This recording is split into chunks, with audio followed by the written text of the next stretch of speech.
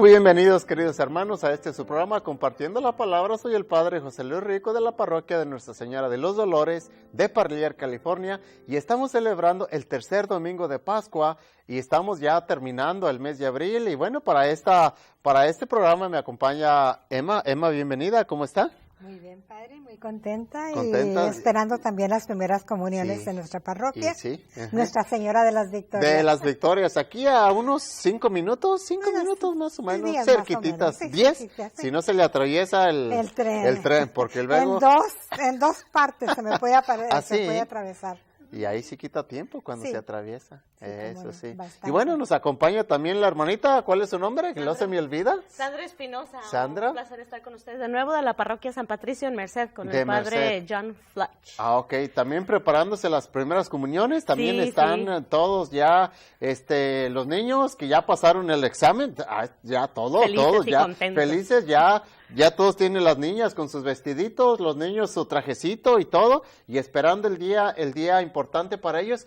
Yo creo que es una motivación. Yo siempre les digo a los niños cuando celebro la misa de primera comunión, que es el día, debe de ser uno de los días más felices para los niños, porque es para el día para el cual se han preparado con mucho entusiasmo, mucha emoción, porque son muchas preguntas que circulan en la mente de un niño cuando va a hacer la primera comunión. Primero, ¿a qué sabe la hostia cuando se la van a dar? La galletita, dicen, ¿a qué vas a ver? ¿Cómo me voy a sentir cuando reciba la primera vez la comunión? Son preguntas y son expectativas que ese día de la primera comunión, el niño, por eso se ven los niños relumbrantes de esa alegría y de esa inocencia. Digo, qué bonito. Y sobre todo, el esfuerzo de los 2 años de preparación, porque es el regalo después de los 2 años de preparación, tanto para los niños como para los papás,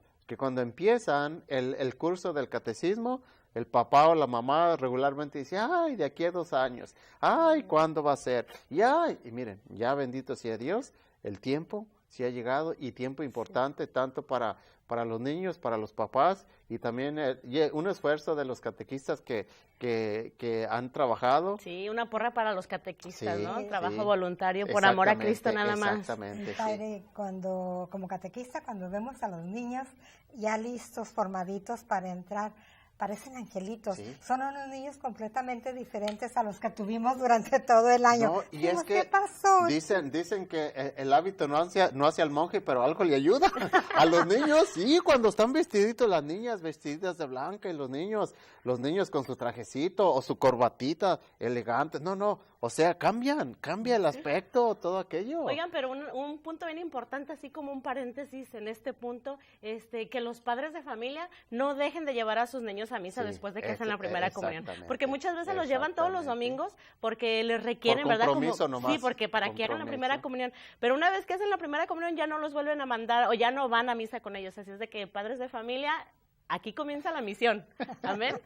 De los papás, porque los niños, ellos han dado un paso importante, pero yo siempre digo, el niño va a ir a la iglesia si los papás van. Claro. Si los papás no lo llevan, el niño, aunque haya hecho ya la primera comunión y todo aquello, si los papás ya no lo llevan, qué triste. Los niños no son autosuficientes, necesitan a alguien que los lleve. Exactamente, en este país. En México es diferente. En México sí le decían a uno, váyase a la misa, váyase al catecismo. Ahí a 2 cuadras, ¿no? Ahí estaba. Yo me acuerdo cuando nos mandaban a la misa y luego, porque mi mamá luego iba al pueblo y nosotros íbamos allá al rancho cuando ya llegaba en la tarde, era los domingos.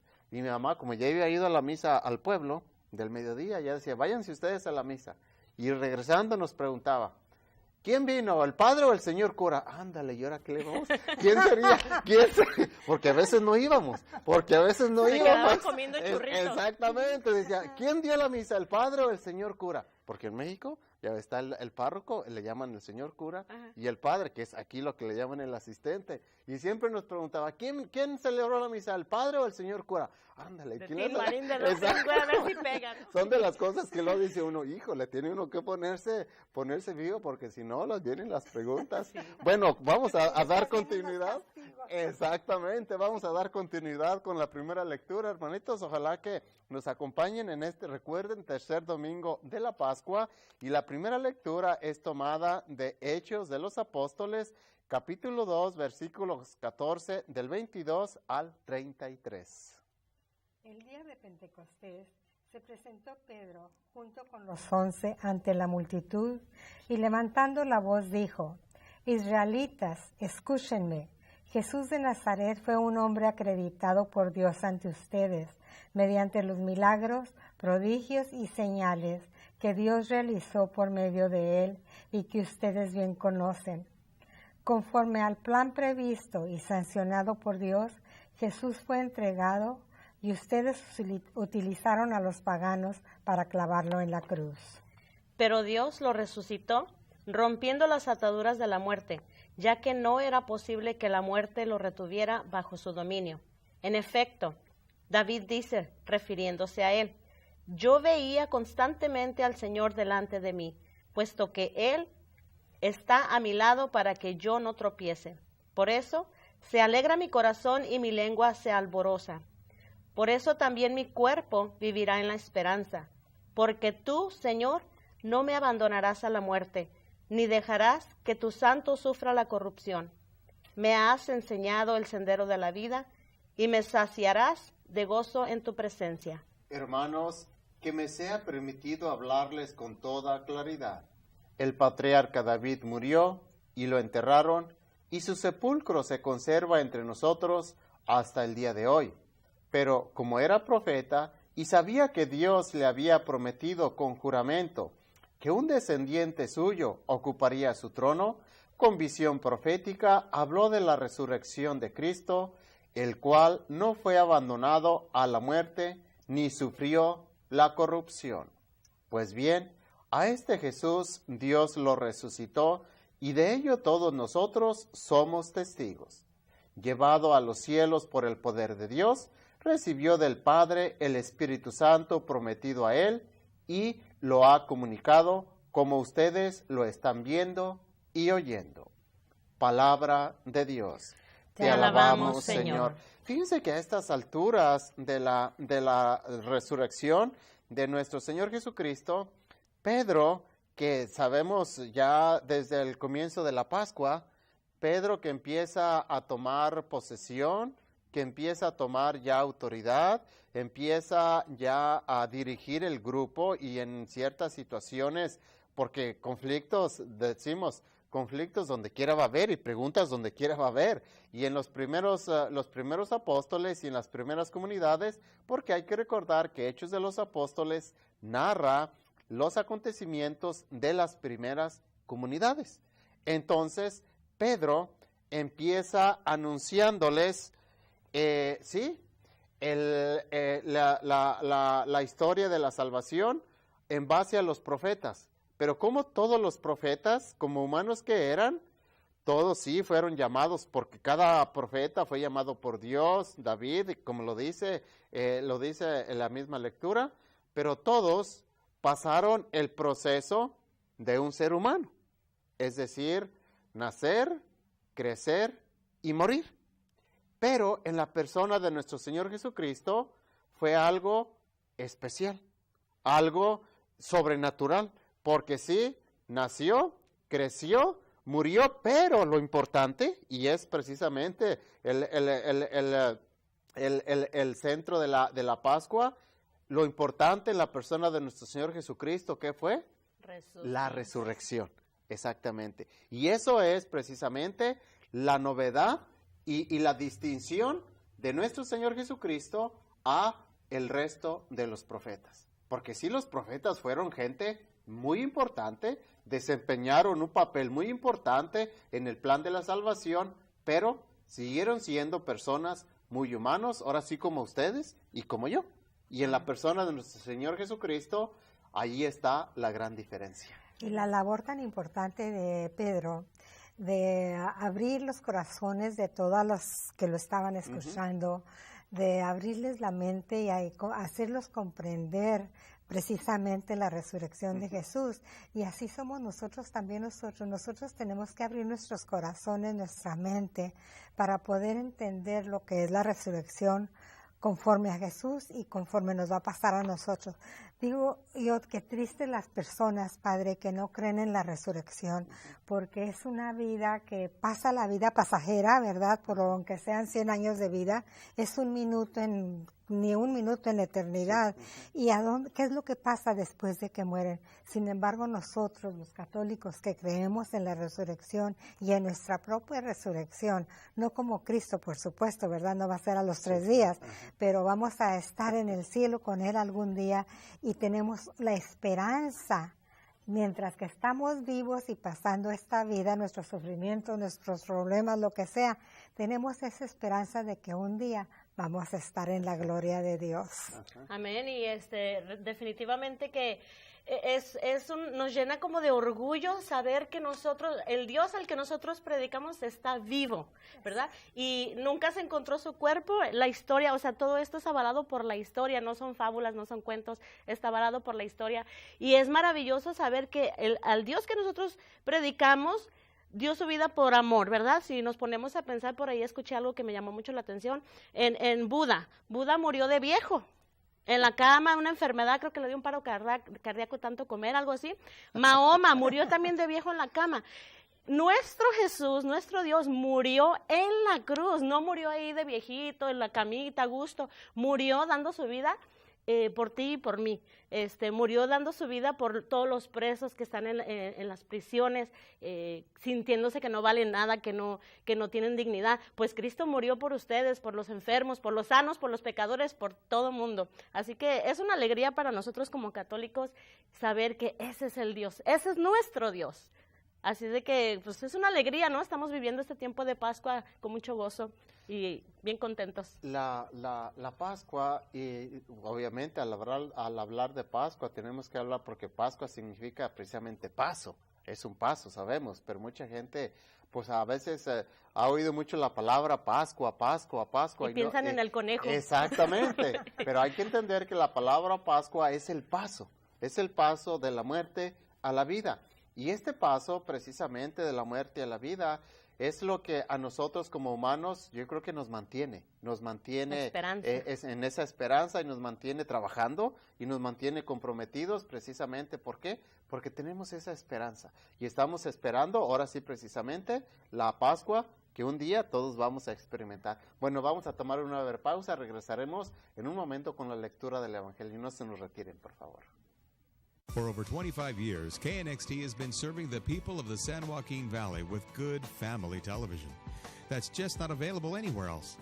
It's important for you, the viewer, to help support this valuable tool of ministry. KNXT needs to continue to grow and bring you important programming about your faith. But sometimes it's hard to stop and find the time. Make it easy. Go to knxt.tv and find out how easy it is to support your Catholic television station, KNXT TV. Nos da muchísima alegría, queridos hermanos, que continúen con nosotros. Recuerden que estamos en el tercer domingo de Pascua, ciclo A, y vamos a dar continuidad con la lectura del Santo Evangelio. Y el Evangelio para este domingo es tomado de San Lucas, capítulo 24, versículos del 13 al 35. El mismo día de la resurrección, iban 2 de los discípulos hacia un pueblo llamado Emaús, situado a unos 11 kilómetros de Jerusalén, y comentaban todo lo que había sucedido. Mientras conversaban y discutían, Jesús se les acercó y comenzó a caminar con ellos. Pero los ojos de los 2 discípulos estaban velados y no lo reconocieron. Él les preguntó, ¿de qué cosas vienen hablando tan llenos de tristeza? Uno de ellos, llamado Cleofás, le respondió, ¿eres tú el único forastero que no sabe lo que ha sucedido estos días en Jerusalén? Él les preguntó, ¿qué cosa? Ellos le respondieron, lo de Jesús el Nazareno, que era un profeta poderoso en obras y palabras ante Dios y ante todo el pueblo. Como los sumos sacerdotes y nuestros jefes lo entregaron para que lo condenaran a muerte y lo crucificaron. Nosotros esperábamos que Él sería el libertador de Israel y sin embargo han pasado ya 3 días desde que estas cosas sucedieron.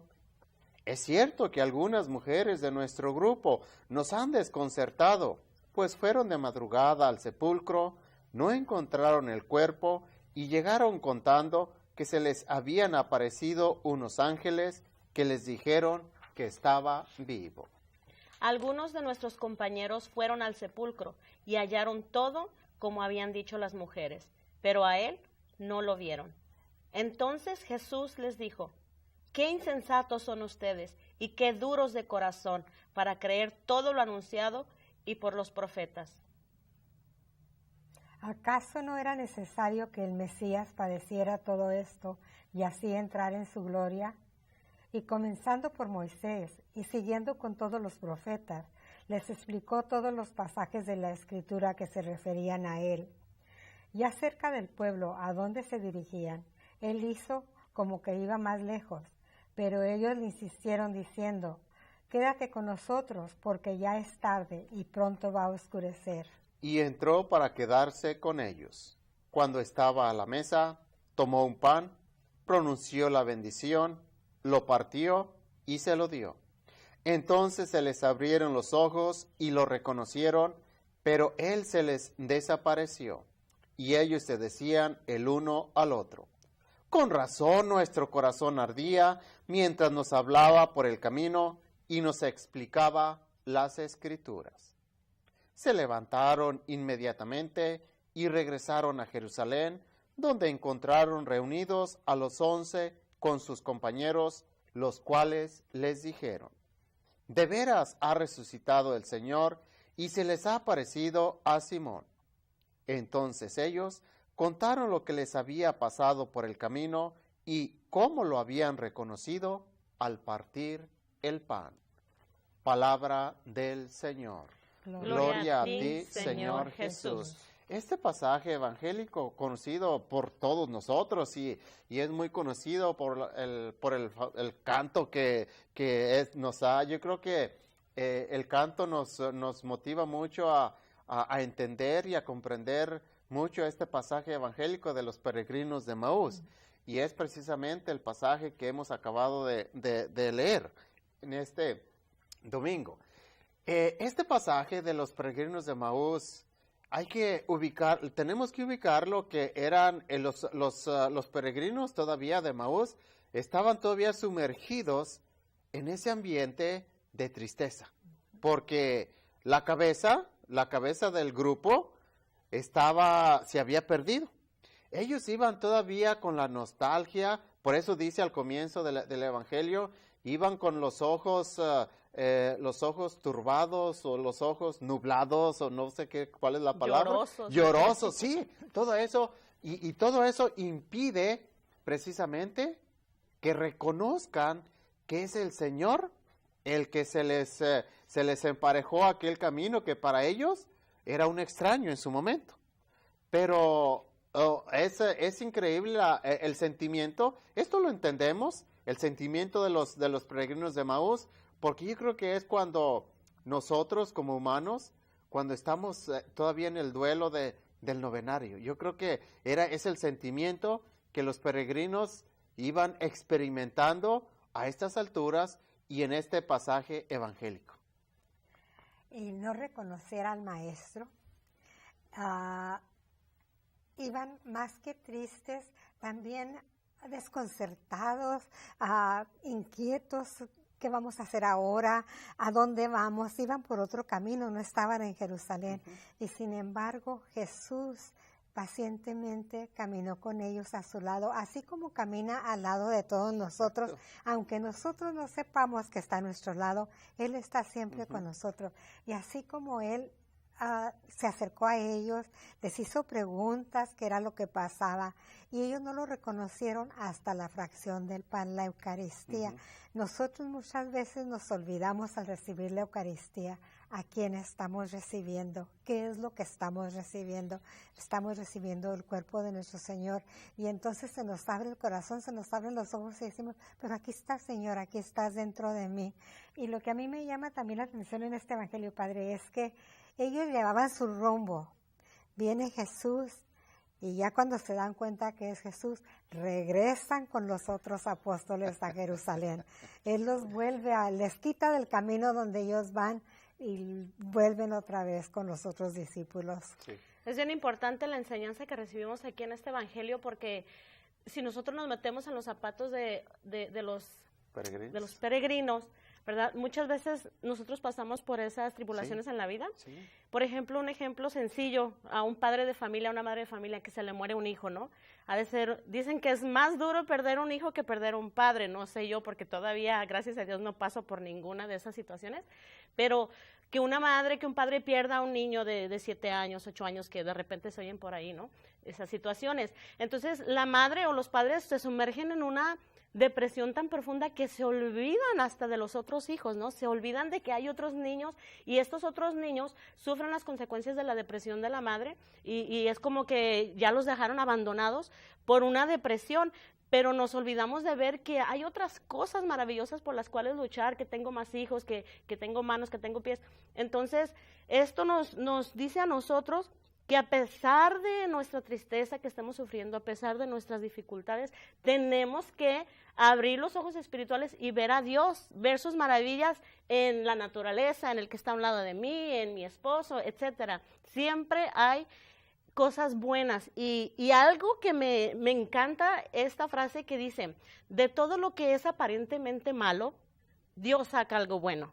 Por ejemplo, la muerte de Jesús era aparentemente algo triste, ¿verdad? Era algo malo, era algo terrible para los apóstoles, pero de eso surge nuestra victoria, de eso surge la victoria que Dios, que Cristo tuvo hacia la muerte, sobre la muerte. Amén. Sí, la actitud de los peregrinos de Emaús, tomaste puntos muy importantes sobre cuando la mamá o los papás pierden un hijo, pero yo pongo otro ejemplo en la misma línea también. Cuando la esposa pierde al esposo. Muy común también. Exactamente. Que en su momento la mujer piensa que en su momento se le viene el mundo encima. ¿Qué voy a hacer? Se fue la cabeza de la familia, tengo mis hijos. Me voy a la tomada. No, pero deja de eso. Bueno, entre otras situaciones, son consecuencias claro. Secundarias. Pero la primera pregunta, ¿cómo vamos a sobrevivir? Él era el que nos sostenía, mi esposo era el que nos llevaba, nos sacaba, ahora estamos ya sin él, se murió, ¿qué vamos a hacer?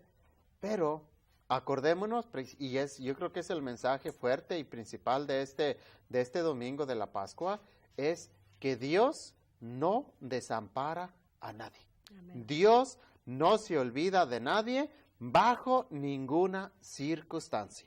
Si alguna familia, alguna, algún esposo o alguien está pasando ahorita en este momento una situación de esta magnitud, de que haya perdido, un ser querido y siente que el mundo se le ha venido encima y no haya qué hacer ahorita, ahí está el pasaje de los peregrinos de Emaús. Y ahí está Jesús a un lado. Exactamente, Dios que va caminando, así como como Jesús se unió a los peregrinos de Emaús, precisamente el caminar de los peregrinos de Emaús es nuestra vida que vamos avanzando, que vamos caminando en nuestra vida, y a veces no nos damos cuenta cuando Dios va a nuestro lado, porque como los peregrinos tenemos los ojos turbados en ese momento.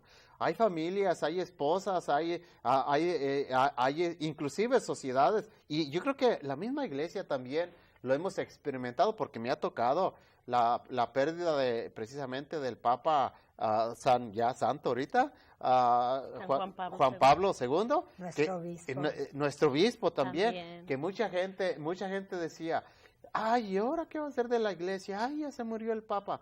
No, pues se murió el Papa, pero Cristo Dios sigue vivo. Exactamente. Y lo mismo con nuestro obispo también.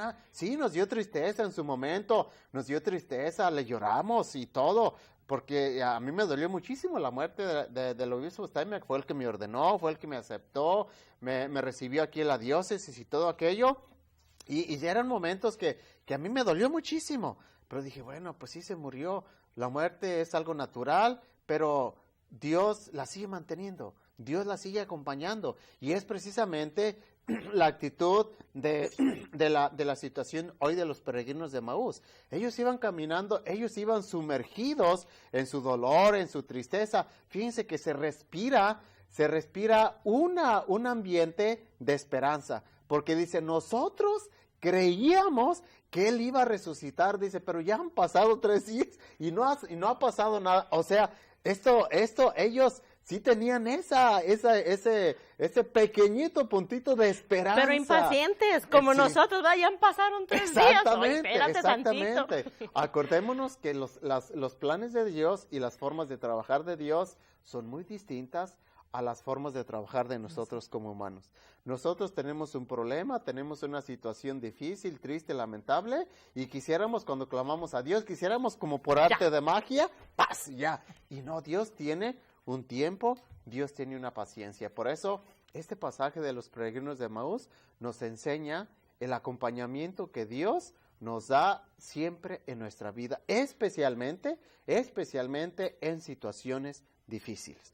¿Por qué? Porque así como Jesús acompañó a los peregrinos de Emaús, Dios sigue acompañándonos en todo momento y bajo cualquier circunstancia, por muy triste, por muy lamentable, por muy dolorosa que se esté pasando, se esté viviendo o se haya tenido. Porque luego, como decía nuestra hermanita, luego vienen fugas o respuestas a una situación. El alcoholismo, drogadicción, desintegración, todo aquello, y esas son situaciones muy negativas que en vez de ayudar a la persona, la hacen más triste y la alejan más, inclusive hasta más de Dios.